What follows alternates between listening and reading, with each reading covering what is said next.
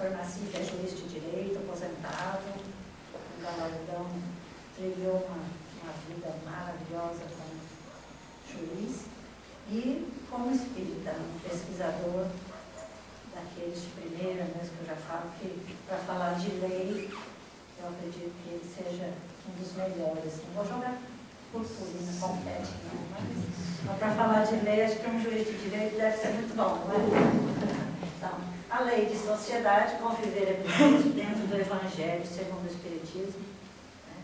Dr. Nassif é o Neto, com vocês, fique à vontade.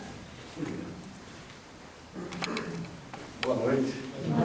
Boa noite. Jesus esteja conosco, como prometeu há 2 anos, e a espiritualidade amiga da casa esteja, nos proteja, nos dê intuição, nos dê discernimento para podermos trabalhar o tema desta noite. Vamos também elevar nossos pensamentos e cumprimentar e agradecer a presença de espíritos amigos que vieram estudar conosco. Que essa noite seja proveitosa, vale a pena ter vindo aqui. E eu não posso deixar de registrar o meu mais profundo e sincero agradecimento a Ludmere pelo convite, pela oportunidade de vir falar da doutrina espírita. Agora, eu já falei para ela que eu li uma vez do Chico Xavier que as pessoas costumavam elogiá-lo muito, e a gente sabe que ele teve todo esse merecimento, mas ele costumava falar assim: por favor, não mexam no meu pântano, quer dizer, a minha vaidade, não provoquem. É um trabalho sério a gente vencer a vaidade humana. Eu fico falando essas coisas todas, vai que eu acredito nisso. Vocês vão ver que responsabilidade sua, e minha, caráter. Então, na verdade, vocês recebam tudo isso como fruto desse coração amigo, maravilhoso, de quem se dedicou a uma causa bonita, uma causa bem elaborada, né, essa doutrina espírita que nos consola, nos mostra a racionalidade da vida. Então, que a gente transita com muita tranquilidade. Então, tudo isso fica debitado a essa amizade, essa relação que nós temos através da irmã dela, Ludinete, com quem trabalhei longos anos. Né? Então, hoje eu trouxe aqui, dentro da temática que eu venho abordando já há alguns meses, né? Eu nem sei se meses ou anos já, porque eu tenho falado sobre as leis morais que compõem a terceira parte do Livro dos Espíritos. Hoje nós vamos abordar a 7ª lei, a lei de sociedade, e eu dei a esse subtítulo de Conviver é Preciso, para deixar melhor delimitado os limites dessa lei de Deus, essa lei da natureza, o nosso foco hoje. Então, me parece fundamental, prudente, necessário, que a gente faça uma ligeira retrospectiva do que já vimos tratando, porque o tempo passou, a gente esquece, tem gente que nunca me ouviu falar aqui, então pela primeira vez. Então, lei natural ou lei moral é uma lei divina e nos diz o que devemos fazer ou não devemos fazer. E como diz a questão 614 do Livro dos Espíritos, o homem só é infeliz quando dela se afasta. Então, toda ação ou omissão nossa gera consequências. No caso das leis morais, essas leis da natureza, leis de Deus, são leis que preexistem a existência do homem. Quando nós aqui chegamos, já existimos, tivemos que nos adaptar, vivenciar essas leis, nós seremos infelizes. E ninguém de nós quer isso, porque a busca desesperada de todos nós, de maneira certa, de maneira errada, é encontrar a felicidade. Apesar de Jesus já nos ter alertado que a felicidade não é deste mundo. Isso não quer dizer que sejamos infelizes, sofredores. Devamos sofrer. Devemos buscar, sim, a felicidade, ainda que sejam momentos felizes. Como já falei aqui certa vez, que um funcionário que trabalhava comigo estava num processo de separação, né, tanto quanto deprimido, e a gente saiu para jantar em um grupo de funcionários e eu junto ali. E aí, pelas tantas, quase choroso, ele falou: felicidade não existe, só existem momentos felizes, como esse aqui agora. Então, que seja esse momento, vamos agarrá-lo com unhas e dentes, vamos segurar, vamos fazer o possível para que a nossa vida seja melhor. É bom a gente lembrar que a neurociência já nos esclarece que todo bem que nós fizermos gera em nós uma inundação de endorfinas que nos dão bem-estar, nos dão alegria, contentamento. Somos remunerados com alegria pelo bem que fazemos, ou pelo menos pelo bem que pensamos que estamos fazendo. Então, toda essa boa intenção, e Deus parece que julga pelas intenções, segundo o Evangelho, tudo isso vai ser muito interessante para todos nós. Porque a finalidade é a gente encontrar um caminho tranquilo, um caminho sereno, um caminho seguro, que poderá nos levar onde nós quisermos e onde nós precisarmos.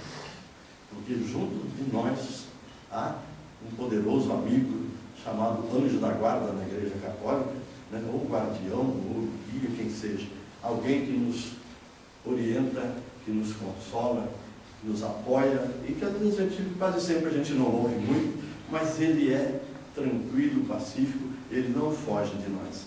Se a gente não quiser ouvir, ele sai e deixa a gente ouvir o outro que fala também, ou outros que falam. Mas se a gente lembra dele perto, ele volta e vem nos auxiliar. Então a gente tem um apoio tranquilo para levar a nossa vida. Então nós vamos falar de lei de sociedade. Sabemos então que a lei é uma obrigação a cumprir. E que sociedade é um grupamento, é um espaço, uma comunidade, são pessoas vivendo sobre o mesmo espaço histórico, geográfico, a mesma língua, normalmente, o uso de costume. Então nós estamos aqui numa sociedade, uma comunidade, né?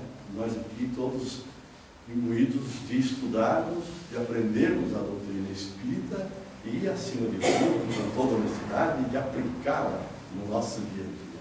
Se dá um pouco de ironia nisso, é porque às vezes a gente tropeça, a gente tem boa vontade, mas a gente acaba tendo dificuldade de fazer acontecer. Mas a gente vai trabalhando nesse sentido, porque nós aprendemos. Quando nós adquirimos o conhecimento, nós sabemos o que é, sabemos as consequências, então devemos fazer. Se temos vícios que nos dificultam, sabemos também que devemos vencer esses vícios. Vamos focar nos nossos vícios e vamos vencê-los, que a nossa vida vai ficar mais tranquila. Eu, por exemplo, me lembro que eu consegui, depois de muitas vezes parando e voltando, parei de fumar. Uma alegria, é um vício material aqui. Mas temos os vícios morais que são piores, e esses a gente não conversa, porque a gente só vai deixar isso claro, tranquilo, depois que desencarnar. Porque é uma coisa que me preocupa muito é a hipocrisia lá no plano espiritual. Né? Lá você está devassado, você não tem segredo. Eles vão saber tudo que você é, o que você fez, o que você pensa, quais são os seus problemas. Mas só que eles são muito mais generosos no julgamento, então a gente vai conseguir passar bem tranquilo. Né? E nós vamos encontrar, então, o ambiente necessário. Kardec começa a lei, como já em outra ocasião, perguntando se a vida social é a lei da natureza.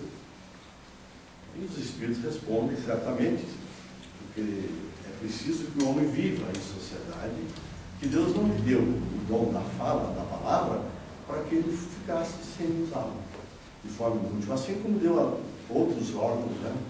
Outra capacidade, Deus usa a mão para os cumprimentos, os braços para acolher, para abraçar, para conviver. Né? Então, é sim uma lei natural e devemos exercê-la.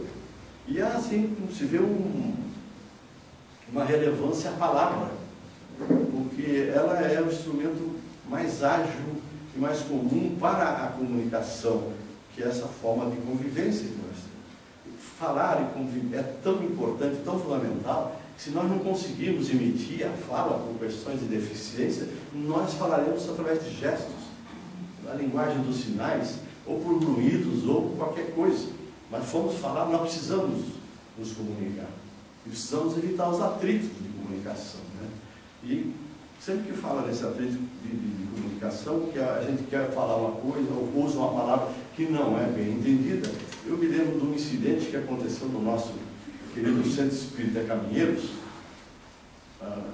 2 anos numa eleição, um grupo de pessoas mais recentes, pessoas mais assim, dinâmicas, querendo assumir cargos e postos e ganhar a eleição, e vamos lá.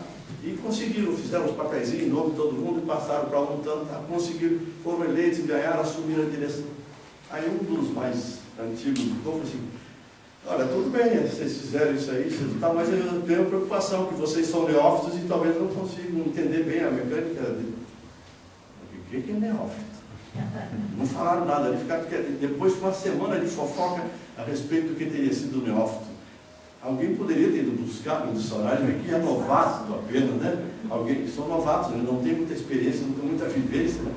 Aquela vontade de assumir cargo. Então, a gente tem que evitar também esses atritos de comunicação. E às vezes o tom da voz que a gente usa no livro pode complicar, né? Mas a gente vai aprendendo com a vida. Eu, já com meus longos anos, tenho aprendido muita coisa. E lembra que agora que a Bíblia fala da Torre de Babel.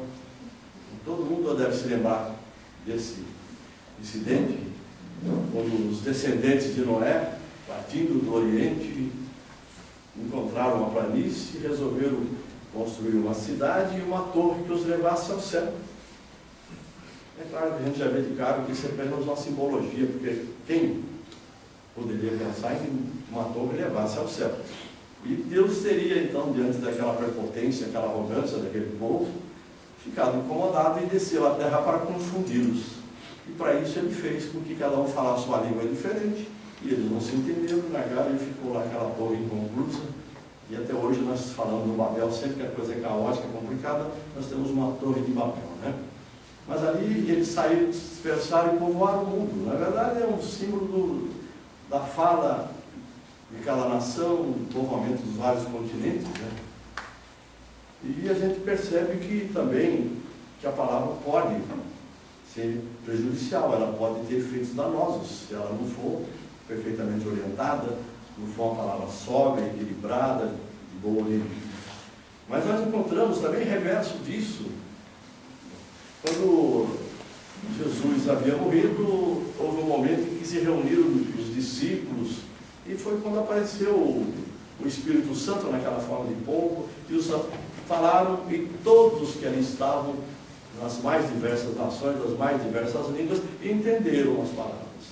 Na verdade, deve ter sido uma comunicação assim, mais mediúnica, mais telepática, mas, né, que é uma comunicação que espíritos falam. Então a palavra pode também unir, pode orientar diversas pessoas, independentemente do modo que foi dito. Mas Jesus fez uma outra observação muito severa. Quando reuniu-se com os escribas e fariseus, os seus discípulos, naquela vida simples que tinham, pegaram um pão para comer sem lavar as mãos. E eles foram criticados duramente, porque aquilo era contra as leis. E o que Jesus disse a eles? Não é o que entra na boca que faz mal, que contamina o homem. O que faz mal é o que sai da boca. Porque o que sai da boca vem do coração, é de onde surgem os maus pensamentos, é de onde surgem as fornicações, o adultério, a morte. Então a palavra tem um significado, tem uma força terrível. É preciso que a gente saiba trabalhar essa palavra. É verdade que Jesus sabe muito mais que nós e usou apenas essa figura assim forte para impactar, porque ele sabe que se a gente tomar veneno também, vai entrar pela boca e a gente vai morrer. Mas a ideia aí era de falar da palavra mesmo, né? O uso da palavra. Então a gente tem que usar a palavra de forma que não tenha nenhum problema. A gente possa se comunicar e dar sempre uma direção segura. É uma palavra de apoio, de carinho, de ensinamento. Se nós temos esse poder, essa possibilidade, vamos usufruir disso, vamos fazer, porque o bem é para nós mesmos. Nós temos sempre aquela passagem muito bonita do São Paulo, na Epístola número 1 para os Coríntios,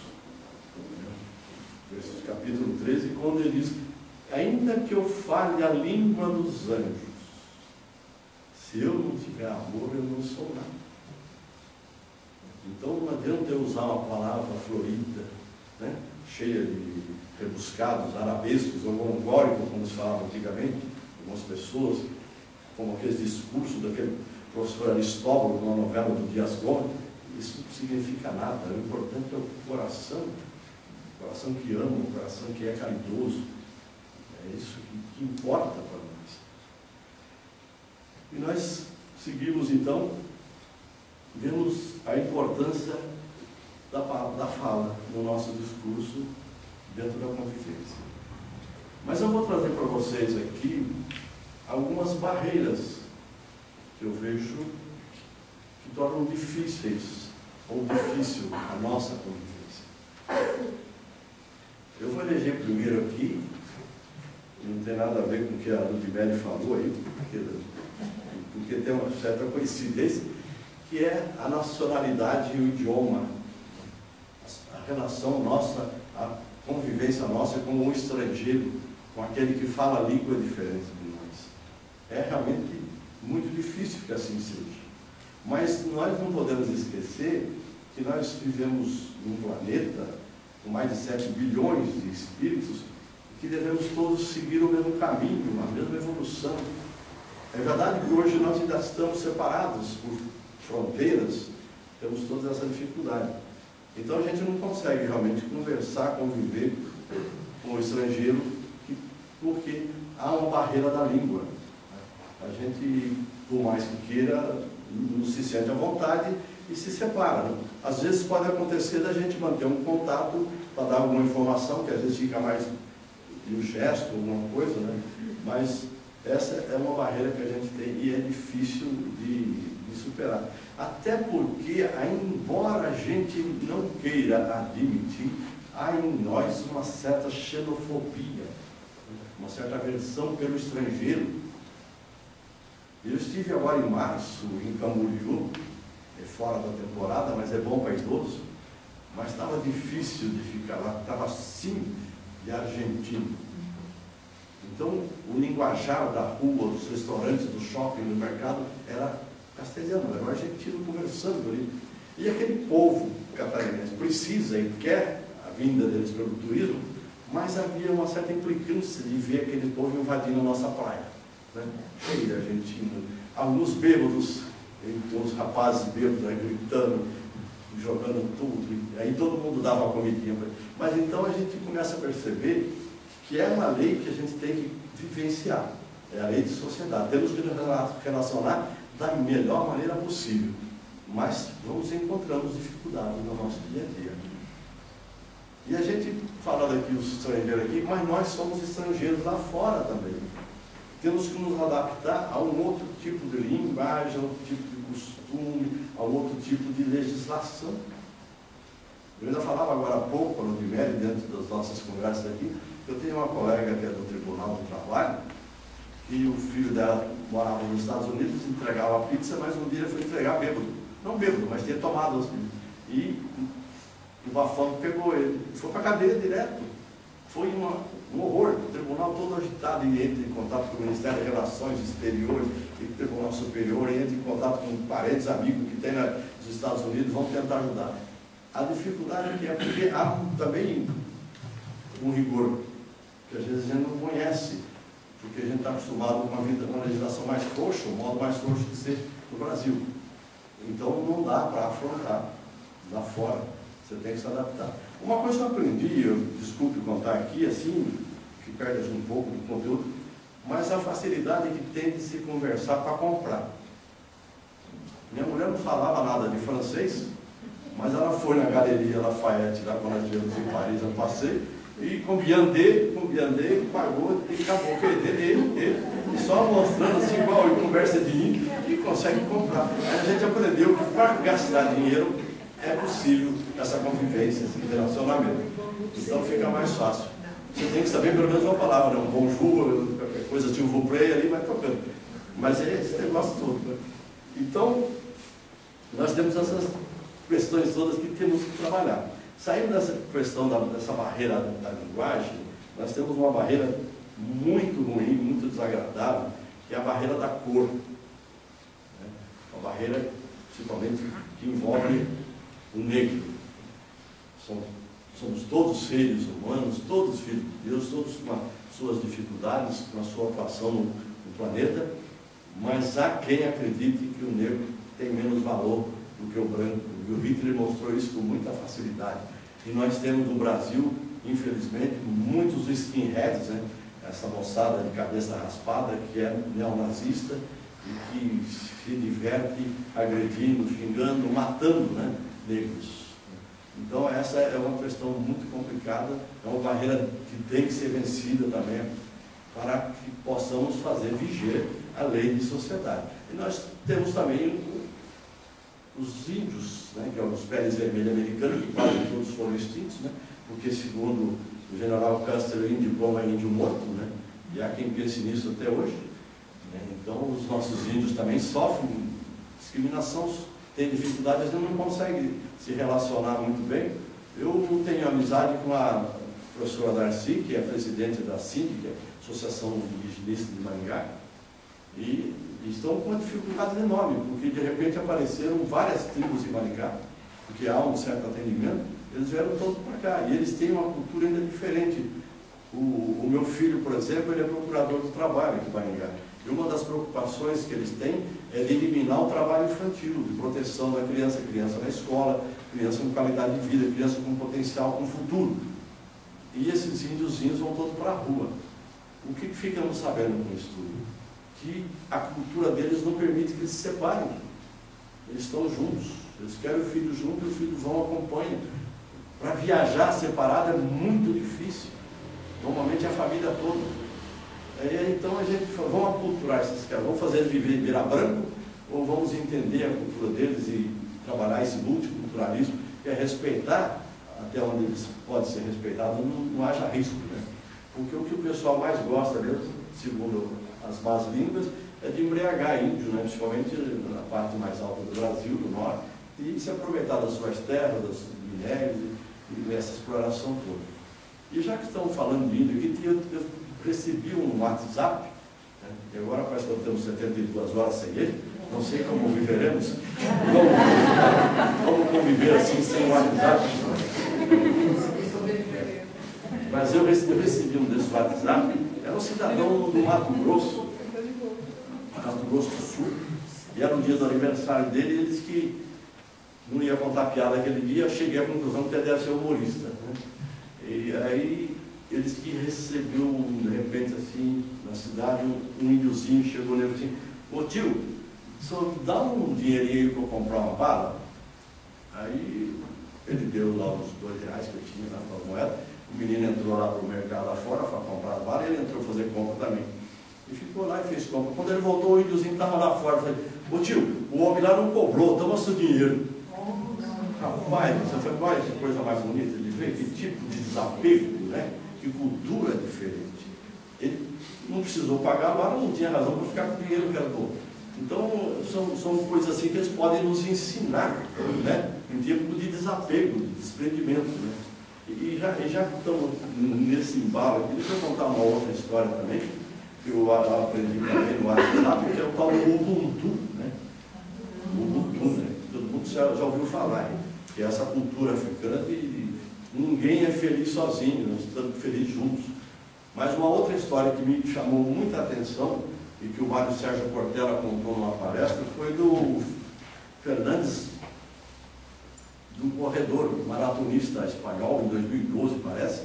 Ele estava em segundo lugar na maratona, e na frente dele, com folga, estava um queniano, não sei porquê, né? Mas tinha um queniano na frente lá. Sempre tem aquele queniano com as perninhas fininhas, correndo não pode. E o queniano se confundiu com a chegada da maratona e foi parando. Aí o Fernando Zenaia entendeu, viu que ele estava errado, e não sei se conseguiu conversar em espanhol ou não, mas chegou ali e falou: cara, você está enganado, o negócio não é que lá, filho, vai embora, toca. Aí o rapaz, o cara foi e ganhou, né? A corrida ele ganhou e ficou em segundo. Aí o repórter meio indignado falou: mas como que você foi entregar para ele essa vitória? Assim você podia falar: mas que vitória? O cara ia ganhando, o cara correu muito mais que eu, porque eu falei: não, mas que você vai fazer isso, capa bobagem, você podia ter ganhado, está lá no pódio, prêmio e tal. E ele falou assim: mas como é que eu vou falar para minha mãe que eu fiz isso? Que postura ética, assim, muito diferente do que a gente pensa nesse nosso jeitinho brasileiro, né? De levar vantagem em tudo. Então são coisas assim que são muito bonitas, pelo menos nos outros. Eu não sei se na gente ficaria tão bonito, espero não ter que resolver esse dilema, vou deixar por conta de vocês aí. Então nós saímos desse problema de cor, né, dessa dificuldade, nós entramos num outro problema muito sério, que é essa barreira do gênero, masculino, feminino, homossexual.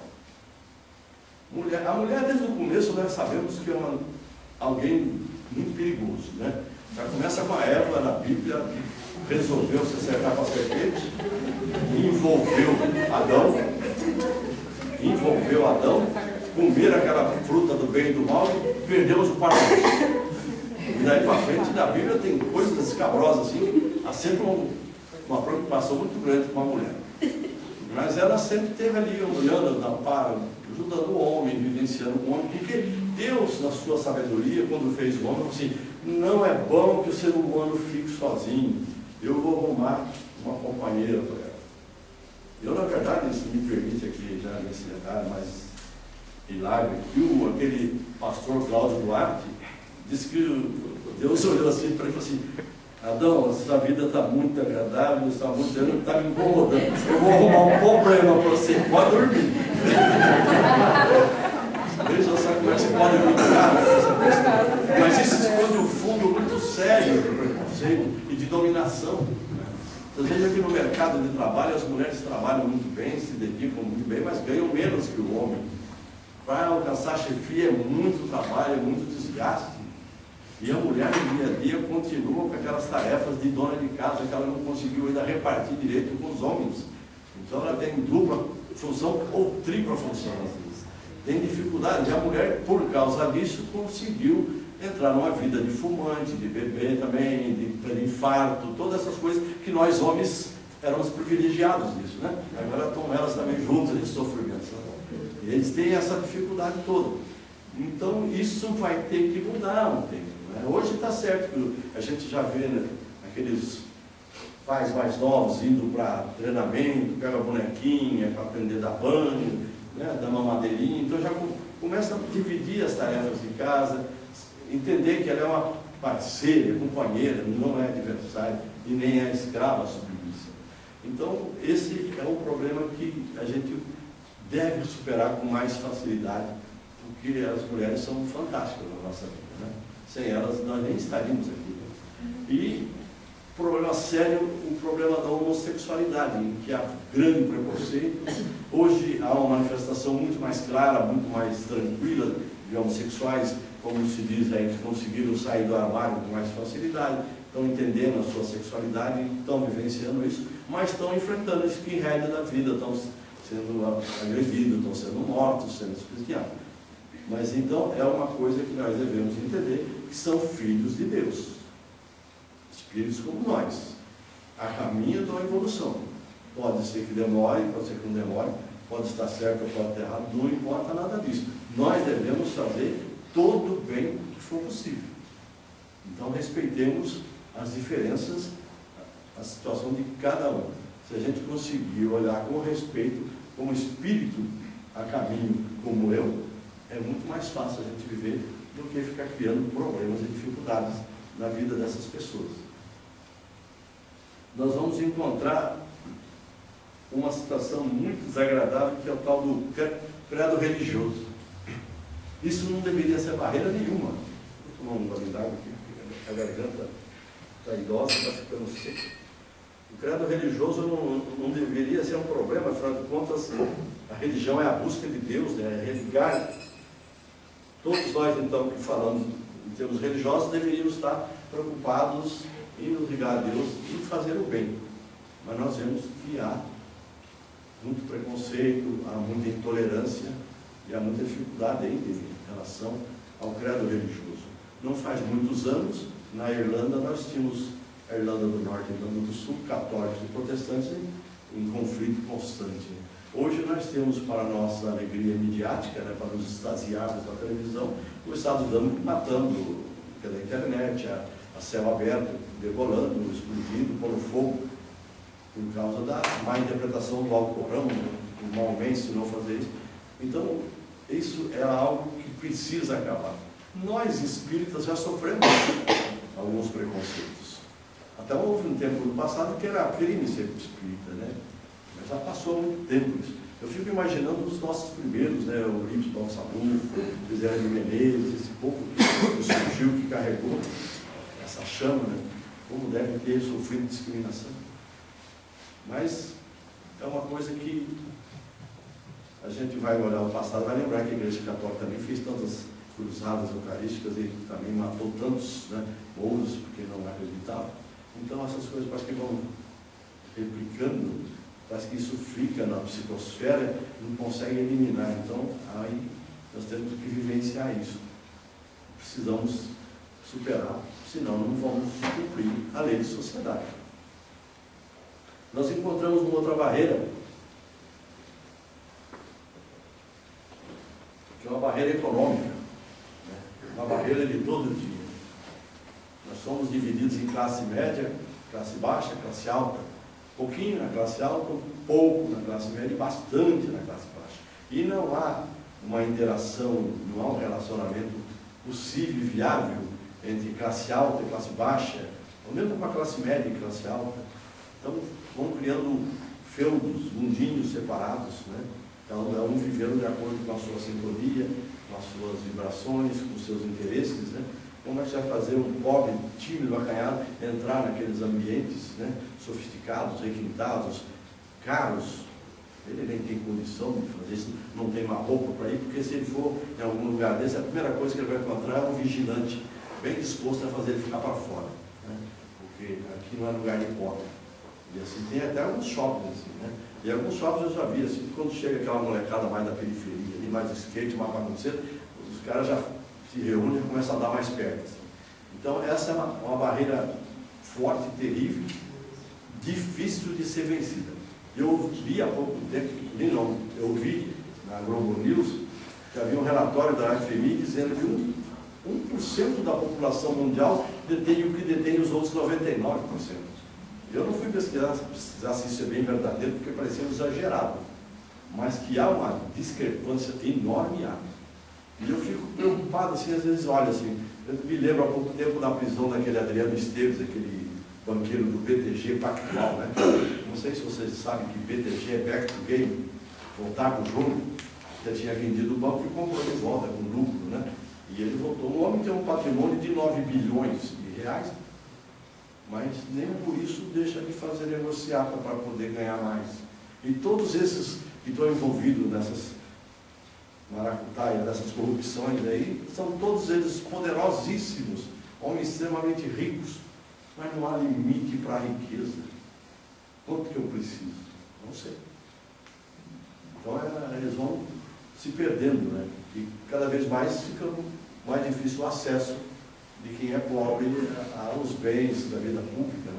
Nós sabemos de toda a dificuldade que temos com a saúde, né? Educação, trabalho. Hoje nós temos aí mais ou menos mais de 11 milhões de desempregados. Nós temos dificuldades econômicas, estamos numa crise econômica no país e temos que vencer isso. Né? E só podemos vencer com solidariedade, né? Com respeito e trabalhando em favor daqueles que mais precisam. Todo aquele que tem possibilidade, que tem conhecimento, competência e poder, deve exercer em favor dos menos favorecidos. Isso é uma oportunidade de crescimento espiritual enorme. A gente não pode perder. Temos, já que falamos da econômica, não podemos falar dessa barreira política, né? Que existe também. Porque divergências políticas que a gente não deveria discutir, segundo a gente sempre aprendeu, né? Não vamos discutir política, nem religião, nem futebol.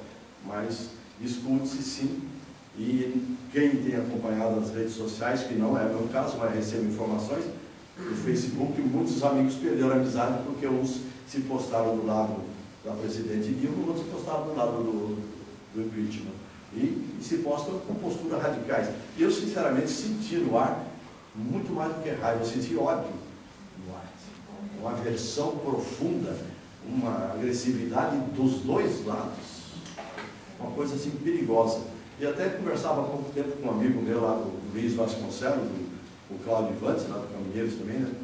Ele falou, essa coisa toda, esse ódio todo que está aí, criou uma psicosfera enorme que nós estamos vivendo. Dengue, chikungunya, zika, H1N1 e sei mais o que vem aí. Quer dizer, então, realmente, se a gente fizer uma psicosfera de nuvens negras, quem vai se deliciar com isso são as trevas, que elas vão ficar fazendo o que elas mais gostam de fazer, que é espicaçar e aumentar o nosso sofrimento. Então, a gente precisa então começar a refazer o nosso sentimento, né? Ter posição firme e clara a respeito da sua convicção, mas sem ódio, sem raiva. Eu não vou matar ninguém, não vou tirar ninguém, não vou com o exército na rua, né? Vamos deixar isso bem claro na nossa cabeça, no nosso coração, que nós podemos fazer o que há de melhor. Já que somos espíritas, o que significa que sejamos melhor que ninguém, não, mas me parece que nós temos mais conhecimento do que os outros. E eu falo isso como quem foi coroinha, cruzada eucarística, católico, praticante por muito tempo. Não aprendi nada. Não abri uma Bíblia para estudar, um livro mesmo. Só ouvi o sermão do Padre Jesuíno. Aqui não. Aqui nós aprendemos a estudar, buscar fundo a origem das coisas, a origem da vida, de onde nascemos, porque onde não. Aquele espanto que os filósofos sentiam no começo, querer saber por que eu estou aqui, de onde é que eu vim, por onde é que eu vou, essa é uma coisa que brota para nós. Ainda que a gente não saiba direitinho, a gente tem a informação de que há um antecedente inteligente, esse consequente inteligente há de ser executado com tranquilidade, com inteligência. Então nós vamos continuar o nosso estudo, vamos aprofundar e vamos aprender, e aí sim a dificuldade, colocar em prática. Mas a gente tema. Afinal de contas, a gente não começa a fazer um regime toda segunda-feira? A gente pode começar a tentar toda terça-feira, depois da palestra de segunda. Terça-feira a gente tenta fazer. E vamos tocar isso aí, vai dar certo. Então nós temos esse problema político sério que há de se resolver, né?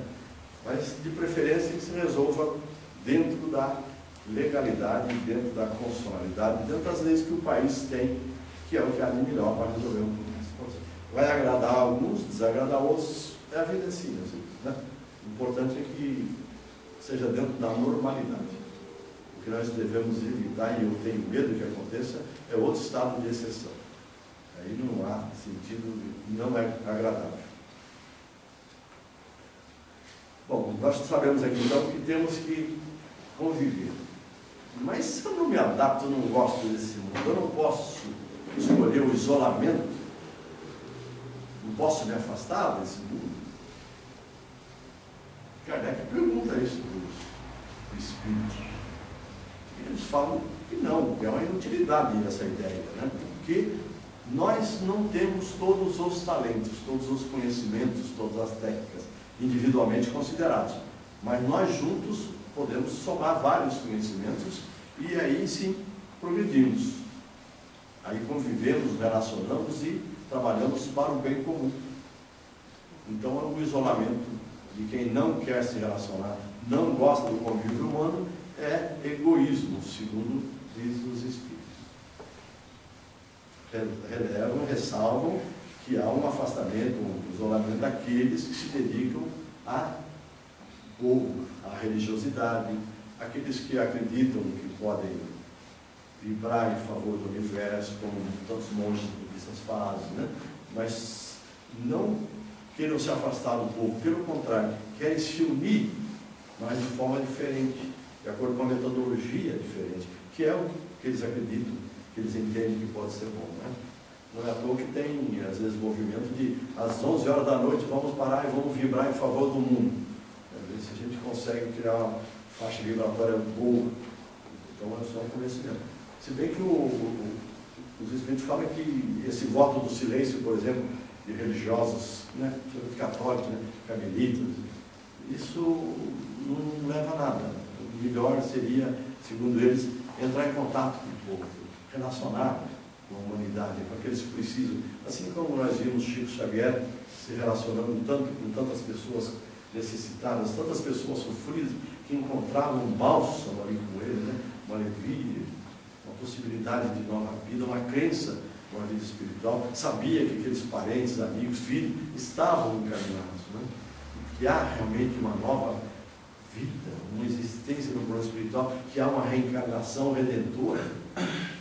Tudo isso, olha que fantástico que é mostrando dados, e as pessoas encontrando mais. Há sempre decantada, tão falada, a Madre Teresa de Calcutá, né, que sempre relacionando, cuidando de leprosos, pessoas doentes na Índia, né?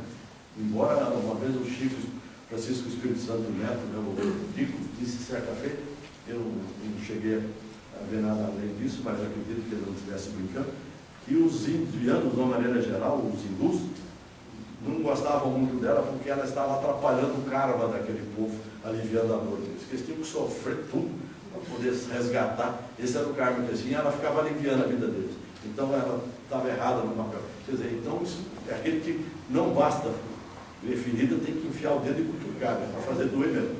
Mas então, são pessoas que se dedicam, né, deixam a vida particular. Uma Dulce aqui, né, uma mozinha tão pequenininha, pulmões que não valiam nada, e ficava horas e dias e noites em cima, atendendo todo mundo. Eu acho tudo isso muito bonito, mas ainda não estou preparado para isso, não. Uma vez eu falei numa palestra, gente, eu encontrei um pessoal amigo que recebeu lá em Cornélio Procópio, na época, eles receberam lá um desses indigentes e levaram para o albergue noturno e vão dar banho e fazer barba e não sei o que. Eu falei, gente do céu, que coisa mais bonita de saber. Mas eu vou ficar aqui rezando para vocês continuarem com esse trabalho. Eu ainda não estou preparado com isso, com a festa de público aqui, mas quem sabe um dia eu posso até aprender, né? Mas é uma oportunidade que pode surgir na vida de cada um. Eu, por enquanto, pouco que eu estou aprendendo é com a minha mãe, com 98 anos, né? Na cama lá, meio sem saber muito bem se sou eu que estou ali ou não, mas depois já reconhece, né? E chora, e fica aquela vida. Eu falei, ó, o cara está aí, eu estou rezando para que ela tenha paz, tranquilidade, possa fazer uma passagem boa, mas talvez seja que ela tenha que passar um pouco mais. Ela já está realmente em dois planos, porque ela conversa com o pai dela, com a mãe dela, vê criança que está lá em casa, e quem que é esse? É amigo nosso, né? Eu não sei quem é, tá? Eu não vejo, eu não tenho essa percepção. Mas se ela está vendo, vou acreditar que seja alguém que veio ali para dar uma... E é pessoa boa, porque ela não está com medo, né? Então, tomara que ela tenha esse apoio, a hora que passar, seja bem atendida, né? Porque é um momento de solidão, né? A passagem. Bom, além do que disse agora, eu vou mencionar um pouco esse cidadão aqui, o Sérgio Luiz da Silva Lopes. Ele é médico e terapeuta de Pelotas, no Rio Grande do Sul.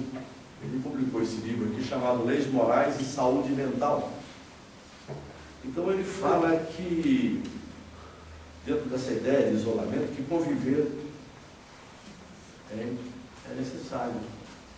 Essa relação humana é o único modo de se viver plenamente. E ele destaca, então, e chama até depoimento do Dr. Jorge Andréa também, que alguns sintomas desses esquizofrênicos, né, na ideia de perseguição, essa mania que estão sendo perseguidos, ou de voz e tudo, ele faz com que eles se afastem do convívio social porque tem medo de sofrer, né, que vão fazer algum mal a eles. Então, esse é um tipo de isolamento que é a doença que acarreta. Então, não é aquele egoístico, não é um voluntário, mas é um forçado pelas circunstâncias de vida, né? E ele já aproveita e já entra naquela doença que a gente conhece bem, que se fala muito, que é talvez a doença do século, que chama-se depressão. Essa também é uma doença que acarreta apatia, né? O depressivo começa a viver um mundo simples, sem graça, começa a se esconder, não tem sentido nenhum ver risada e alegria dos outros, e também vai se isolando.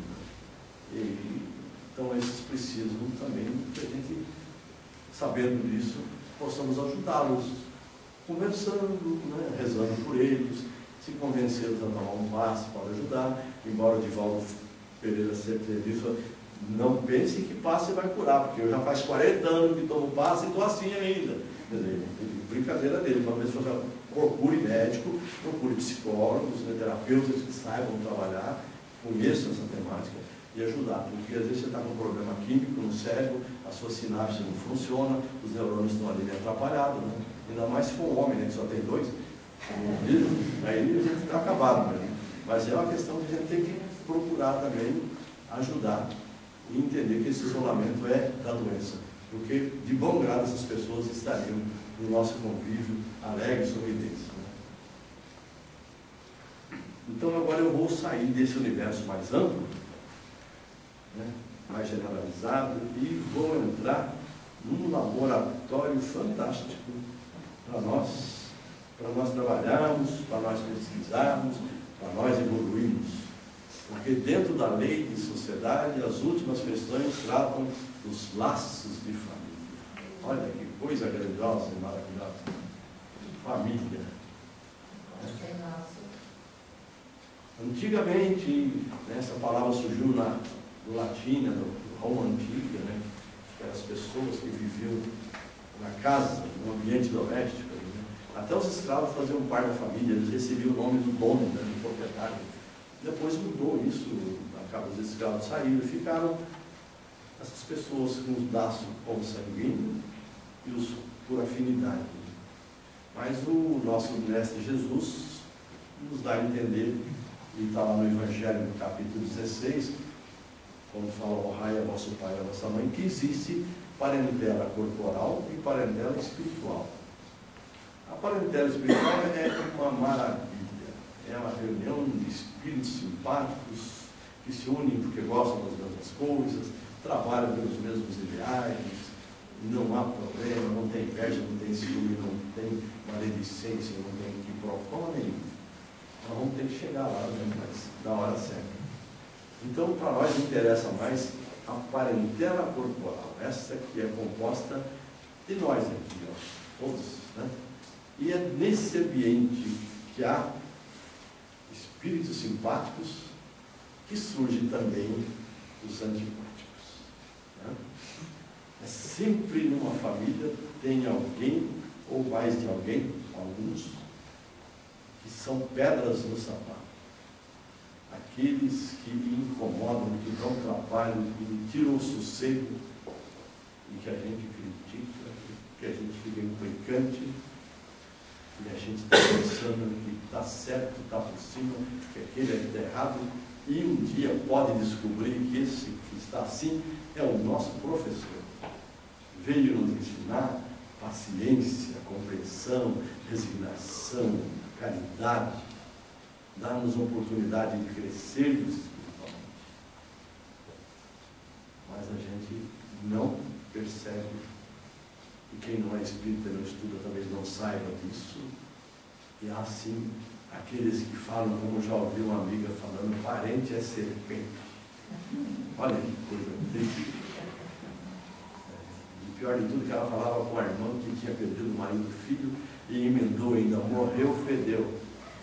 Aí eu fiquei pensando, gente, isso é uma crueldade, não é? Mas não tem dúvida, não foi a missa de noite. Então a gente precisa aprender, né, essas coisas todas e procurar fazer o melhor possível. Então, dentro da família, nós temos toda a oportunidade de aprendermos. E o grande drama da família é que lá dentro surgem grandes problemas. Grandes dificuldades. Nós vivenciamos a violência doméstica. Da violência doméstica. Preferentemente aqueles homens que se realizam agredindo mulher, filhos. Isso não é à toa que no Brasil nós tivemos a Lei Maria da Penha, né? Delegacia especial para as mulheres, tentando minimizar, mas mesmo assim as mulheres têm medo de informar, porque podem apanhar mais ainda. E aí continuam isso. E eu me lembro aqui de uma dia de carnaval que falava assim: não é engraçado, tem tanta mulher casada que apanha do marido e fala que fugiu, que caiu da escada. Engraçado não tem nada, né? E falar que bateu, que caiu da escada é uma forma de evitar, ampliar a humilhação de vida, né? É uma forma de respeitar a sua dignidade. Ninguém tem que saber o mal que eu estou sofrendo lá dentro. Então, essa violência existe contra as mulheres, contra as crianças, existe violência sexual, que todo mundo sabe que tem. Então, é um ambiente, é um laboratório fantástico, mas dentro ali, de todos os bons espíritos, surgem maus espíritos que não conseguem se recuperar e criam essas dificuldades todas. Né? Certo que isso vai passar, vai melhorar, né? Eu não vejo dúvida disso. Mas enquanto isso não passa, há muita dor, muito sofrimento. E essas violências são agravadas pela bebedeira, né? O álcool exerce um papel fantástico para tornar homens corajosos. Né? Meu pai sempre falava, já disse, não sei se já disse aqui, não, mas ele me ensinou que o álcool consegue transformar o homem em um dos 3 bichos, né? O macaco, o porco e o leão. O macaco é aquele bêbado até agradável, que é aquele que conversa, faz fofoca, brinca, dança, ri. Né? O porco é aquele que cai e se lambuza, vomita, né? E o leão é aquele que vai para casa macho, bate na mulher, bate os filhos, obriga ela no boteco. Então a gente tem que tomar cuidado com essa brincadeira do álcool, né? E tem até aquela historiazinha que acho que eu já contei para vocês aqui, que o diabo chegou um dia com um rapaz, assim, um jovem, adulto jovem, né, ambicioso, querendo fazer sucesso na vida, casado, sem filhos, mas tinha a sogra que morava com ele.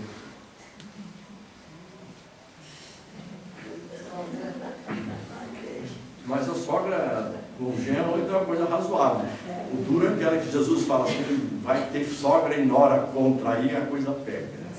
Vocês não sabem o trabalho que a minha mulher faz para não ser uma nora com uma sogra chata.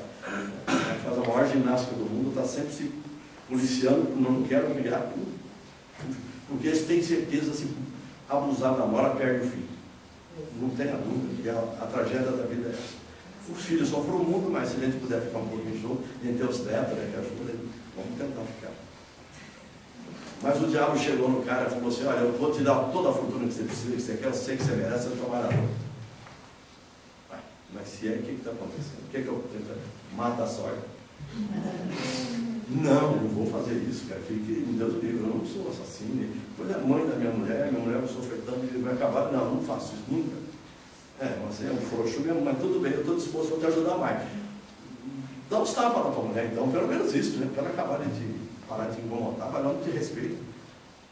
Não, eu amo minha mulher, tudo. Ela pode até me desrespeitar às vezes, porque isso às vezes acontece, mas não vou fazer isso de jeito nenhum.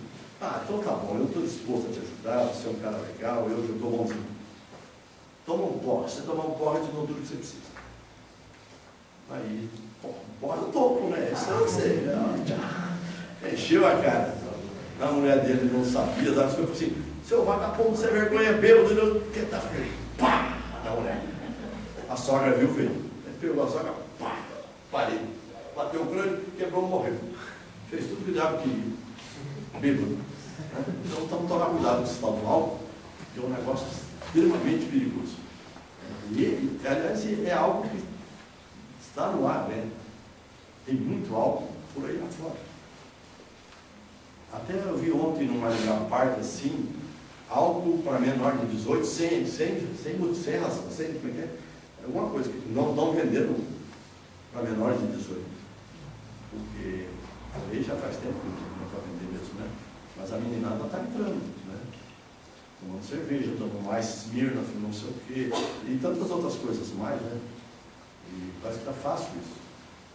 E depois os desacertos dos carros, das trombadas, colisões, toda essa dificuldade que tem, né? Mas eu acho o seguinte, que dentro da família, apesar de todas essas dificuldades, há uma possibilidade de recuperação, né? Eu tenho uma historiazinha aqui que vocês já conhecem, que eu acho bem emblemática, assim, do papel que pode exercer a família no encaminhamento dos espíritos.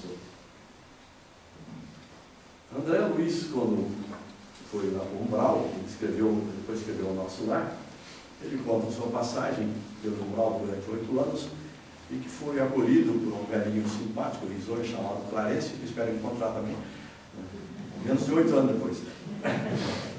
E ficou sabendo que o Clarence havia sido recomendado pela sua mãe, né, que era um espírito de escola, um espírito já com grande avanço, grandes qualidades, né? E atendeu, ficou ali, aí teve contato depois com a mãe, aí ele perguntou, mãe, cadê o pai? Onde é que está o pai que eu não estou sabendo, né? Eu falei, meu filho, o teu pai está lá para cima, perdido aí, com as 2 amantes que ele teve na vida e não está sabendo de nada, está perdido. Ah, que pena, o que eu vou fazer? Que eu não vou fazer? Então, mas eu estou pedindo, intercedendo os mentores, e nós vamos conseguir que eles voltem uma reencarnação compulsória, eu volto também, eu caso com seu pai, e as 2 amantes serão nossas filhas. Olha só que coisa bonita, coisa linda, né? Aí então você começa a imaginar, né, aquela mãe maravilhosa, né, espírito elevado, conversando com aquele espírito que está ali no ventre, o feto se formando, falando de coisas de amor, vibrando coisas de amor, pensando coisas de amor, atendendo, recebendo no colo, aumentando, cuidando, zelando, fazendo dormir, acariciando. Ah, o que ele vai fazer? Vai dar amor, não vai? Depois o pai vem e vê tudo isso e vê aquela criatura pequenininha, né, franzina, carente de apoio. Cadê? Não é mais aquele corpo de sensualidade e movimento, é uma criança carente, é filha dele. Isso tudo pode ajudar a mudar o padrão vibratório, né? E aí sim, teremos um encaminhamento fantástico dentro do lar, na família. Há essa possibilidade de recuperar uma paixão avassaladora que tomou conta durante a vida anterior. Mas se houver alguma notícia no jornal, na televisão, de que o pai teve alguma relação com filha, vocês não estranhem, então, saibam, são espíritos que estão envolvidos desde outras áreas. Ele às vezes continua errando, mas um dia, com certeza, vai acertar, vai aprender. Porque todos nós estamos encaminhados para isso, né? Para o aprendizado. Se nós não tivermos facilidade com o aprendizagem, com o estudo, com a prática, nós seremos constrangidos a isso um dia, com dificuldades, talvez físicas ou mentais, né? Para passar uma trajetória para aprender, respeitar valores mais elevados. Então, nós com certeza vamos sair daqui sabendo que conviver é preciso. Não é fácil. Mas aí que está a graça. Vamos lutar, vamos ganhar essa possibilidade. Nós aqui estamos convivendo hoje. É possível que a gente nem se encontre durante um bom tempo e que talvez nos encontremos aqui em outra oportunidade que eu venha aqui falar da lei do progresso, por exemplo, né? Mas continuaremos vibrando, mudando a mesma sintonia, essa vontade forte e honesta de aprender e de praticar. Porque a gente conseguindo realizar isso, a gente vai realizar o ideal da nossa vida, que nós programamos no plano espiritual, com o auxílio de mentores, e para cá arrumamos o nosso corpo, né? A nossa vida, a nossa família, tudo isso muito bem programado. Se a gente cumprir, a gente se realiza. Porque se vocês lerem André Luiz, do Missionários da Luz, vocês vão aprender que lá uma alegria muito grande que eles sentem, os espíritos que lá estão, é quando volta um completista. O espírito que encarnou e completou o programa reencarnatório. Porque quase todos voltam com coisas por fazer. E isso é interessante porque tem uma passagem de um outro que fala que estava reencarnando para reencarnar, estava temeroso de não poder cumprir a programação, porque ele sabia que quando vestisse a carne, os efeitos do passado poderiam voltar fortes e ele poderia sucumbir outra vez. Então, há dificuldades sim, grandes dificuldades, mas com fé, com boa vontade, nós receberemos auxílio de espíritos amigos que podem nos ajudar a todo momento, porque Jesus não falou orar e vigiar de graça. Se nós lembrarmos de orar, mas orar Porque toda palavra, toda oração, se não passar pelo coração, não vai chegar a Deus. Então nós devemos orar com toda a boa vontade, com toda a paciência, com toda a intenção, né, e com toda a intensidade. Aí nós vamos encontrar um certo frescor emocional, assim como se houvesse alguém jogando um pouquinho de água sobre nós, né? Uma das melhores orações que eu já vi na minha vida foi no momento em que eu saía do estado de crise de pânico. Vocês não sabiam disso? Mas foi no dia que eu fui da casa da minha sogra, e minha tia também estava lá, e nós pudemos rezar, os três, em favor do meu amigo juiz que havia falecido, e que havia tido muito sofrimento, e que naquele dia eu vi, embora não visse, presenciei assim, uma ideia dele se agachando, se ajoelhando para rezar conosco, com aquele paletó azul e a gravata vermelha que ele tanto gostava.